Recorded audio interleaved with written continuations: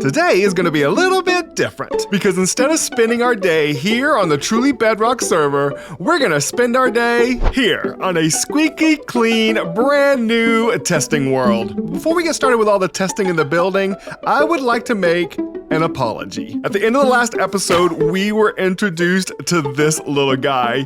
He is so cute, but I didn't make him. It was made by someone named Kors, and I want you all to do me a favor to thank him.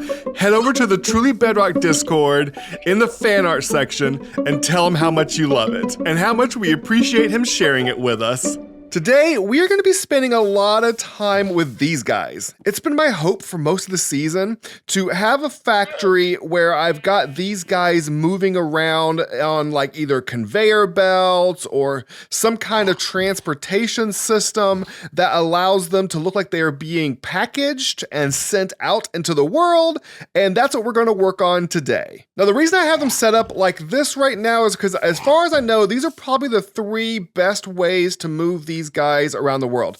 We can move them around via boat, via minecart, or dragging them around some way via the lead. So today we're gonna try a few things, but please bear with me. I have never made a video like this before. I have no idea how I'm going to do it. I don't know if I'm going to be building everything and then explaining it, if I want to be talking my way through it. I have no idea. I've never done this before. So let's go on this journey together. The first thing I want to work with is the easiest one is the minecart. I know how that works pretty well. And I was thinking I could have one entire wall be like llama maintenance stations. So like they drive up and stop underneath like a shower and then maybe pull up to like some air dryers to blow dry them off. And then maybe we can pretend like they're getting a haircut by spitting out different colors of wool around them.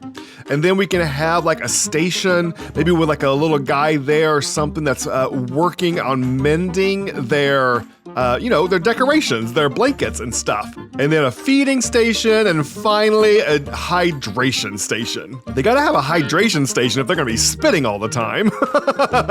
Decorating the stations is gonna be something I'm gonna do on the server. But I need to figure out how I'm gonna get them to stop at each station and then progress on. Okay, I'm gonna be honest with you. This was the very first thought I had. I think this is more gonna be about refining this idea because I think this is definitely gonna be the thing. I really didn't want to get a lot of vertical distance out of this rather than horizontal. So this is what we're gonna do. Inside the wall, we'll have a minecart path coming up some stairs that brings it up to the top of the wall. And then we'll have it kick out from the wall across a trigger there and stop at the first station. That trigger will set off a bit of a timer that will have maybe water flowing down, and then when the timer kicks off, it'll trigger this one. And it'll head off to the next station, once again, hitting a trigger, setting off the next station, whatever I wanna do. For that, when the timer is up for that, it starts up again, moves on, same thing again, and then finally it'll kick off back into the wall, up the stairs, back here to do it all over again. You see, I don't actually want a lot of llamas in my factory. I want it to look like I have a lot of llamas in the factory. And having this one go round and round will do that for me without creating a lot of lag. Also, I can turn it off. I'll have a switch on this thing, so like here at the top, it just stops, and then I can hit a switch to get it going again. So let me take this, I'll expand it full size, give myself more room between the layers, and we can start working on the timing system for each layer. No, wait. I caught myself before I did something stupid. I don't need to make a full-size version. I just need to work on one module to figure out how to do the timing mechanism. Why was I trying to go full scale right off the bat? That's so stupid. Okay, this looks complicated, but it's not. It's also not mine. It's really old. It's an old delay system for Bedrock. So we'll trigger the first piston, all the items will be moving over, and then whenever they get there, this resets this, pushes it back, and all the items go back. And what I added to it on this side was a comparator reading this hopper into an observer. So as soon as the first item flows in, it powers this, sending the first tick to the observer.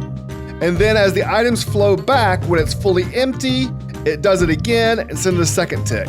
So that way we can power, say, on the shower and then turn off the shower when we're done. Clear as mud? Good. The next part is, I believe I need to do something, maybe a second comparator coming out of here so that I can, once this is all done, it sends the minecart on its way. This is gonna be a trick of timing, so let me try a few things. Okay, I think I did it. All right, what I used is the copper block as a T flip-flop. So it'll push down this block, which will trigger this observer. The observer will trigger whatever mechanism is going on to make it look like it's, the maintaining of the llama. And the redstone block will turn off the track just long enough for it to continue. You want to see it in action? Let's see it in action. Da-da-da-da-da-da, da-da-da-da-da-da. Okay, and we wait, and da-da-da-da. Okay. Believe it or not, we'll call that part done for now. I'll have to figure out all the spacing on the wall. I'll have to decide whether or not I want to hide this or show it off, but that's the whole mechanism. Let's move on now to the llamas and boats. Many of you are probably aware of the fact that you can throw an item in something like this, and it'll just keep going on and on and on without stopping. You've probably used this to move items from like a farm to a storage area, but I want to know if you can do this with boats. Obviously, it can't be this narrow. It's got to be wider, like this one. Let's see if I can put a boat in.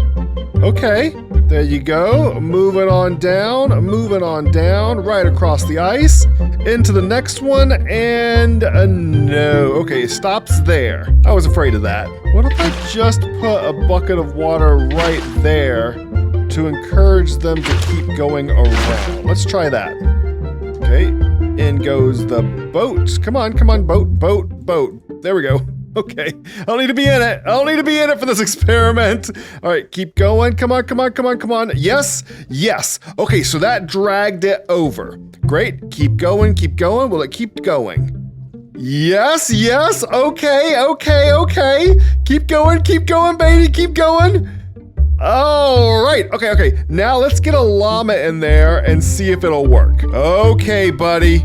You've got this. You can do it. Look at you. Oh my goodness, you are going. This worked. I honestly wasn't sure this was gonna work. I thought I was gonna just goof around and show you a couple examples. I didn't think this would actually work. Okay. Now I'm gonna make a much bigger version of this with him going much further. Let's try it out. Okay, there we go. It's a little clunky at the moment. I guess I'm in a snow biome or something. My water keeps freezing. So I had to put torches everywhere. And I can probably maximize the distances to make sure everything runs a little bit smoother. But this is perfect. I really wanted to have a system so that 1, 2, or 3 llamas are basically moving around the room. I can put some machines and stuff in the middle, and then you just have these llamas. Maybe maybe not on the ground. Maybe 3 or 4 blocks in the air, just going around the room and then into like a wall, and then poking back out of the wall again, and then moving around the room. Simple, yes? Okay, now I want to try one thing harder. I know I said I was going to do something with leads, but that involves happy gas, and I have a giant dome. I don't want the happy gas just flying around the top of my dome. That won't really work. So instead, I want to try doing something with piston feed tapes. I'm a big fan of these for super smelters, for moving furnaces around instead of using minecarts, and I think I'd like to try to see if there's a way that I can push llamas around, maybe in minecarts or something using this. I'm not sure if it's going to work because of, collisions and hitboxes and entities and etc. But I thought, it's worth giving it a try. Let's turn this one off, and then we will replace all of these blocks with some llamas and minecarts and, other blocks and things to try to get ourselves a smooth rotation of llamas and minecarts. This failed pretty miserably right off the bat. You can do this, and it will push the track but it won't push a cart. And if you put down, let's see, a minecart and get rid of the track, whenever you push it, well, okay, it works there. But if you do another one, it just collapses. It doesn't move it because it's an entity at that point. But I do find it interesting that the track actually will get pushed around, leaving a gap between the blocks. I wonder if I can just shove in a llama and they'll just get moved around along with the gap in the blocks. Okay, I have a very unhappy llama sitting in there, ready to be maybe squished. Let's see, I do have a track he's standing on. So let's see if I push this. Okay. That didn't work. That didn't work. Take two. Maybe it's because it was the first thing that got pushed. So maybe if he's further down the line. No. Okay. And take three. Let's see if we can drag it along as we push it, and maybe we'll get lucky with that. And go. Okay, it broke the... Oh! Wait a minute. Wait a minute. It broke the lead. Okay. But now he's moving along. We just have to get it started. Okay, here's the hard part, the corner. Okay. Oh no. Oh no. It went wrong. I think I'm about out of ideas. I can't even really test this very well because every time something different seems to happen, there's not really much consistency in the behavior, which I believe is pretty standard for Bedrock Redstone, but this is a little crazier than normal. One last try. I'm not sure why this make any difference, but I have room and I'm giving them a little extra room with the fences. So I'm hoping maybe that'll like give them room to not get squished out of the machine and they'll continue on. So let's see here. Pushing on, okay. Okay, yep, there's room. It's kind of lagging back. This might be a problem when we get to the piston. There we go. Move on over, then go on through. Okay. That worked. That's pretty cool. All right, we had to get all the way to the other side. Sometimes some of the corners are worse than others. It'll work on one corner, but not work on another. Come on down. One more in the corner. Now go. Okay, all right, this seems to be working. Let me speed it up and take a look all the way around. I think I did it! I think I figured it out! At least mechanically. It looks really darn ugly, but mechanically it seems to be working. By giving them a little extra room, they don't glitch into a block and they're able to go all the way around. Okay. I don't know what I'm gonna do with this yet. I would love to have maybe multiple of these poking out of walls in different areas, but only if I can get it stable and only if I can get it looking good. And that really goes for all of these things. Do any of these look cool to you yet? They don't really look cool to me yet. So I'm gonna have to really take some time to figure out how to make them look nice. But I believe we actually figured out all of the redstone and the game mechanics necessary to make all of these things work. Okay, this has been quite a bit of a different day. You know, I'm not much of a redstone person, so this is a little bit different for me, but I had a lot of fun doing it. I know I'm not building in creative, but this would have been crazy to do all this testing in survival. So I'm glad we hopped in here to do the testing here in creative. We're gonna head back to survival next time. I've had a great time. I hope that you have too, and I hope that you found it adequate.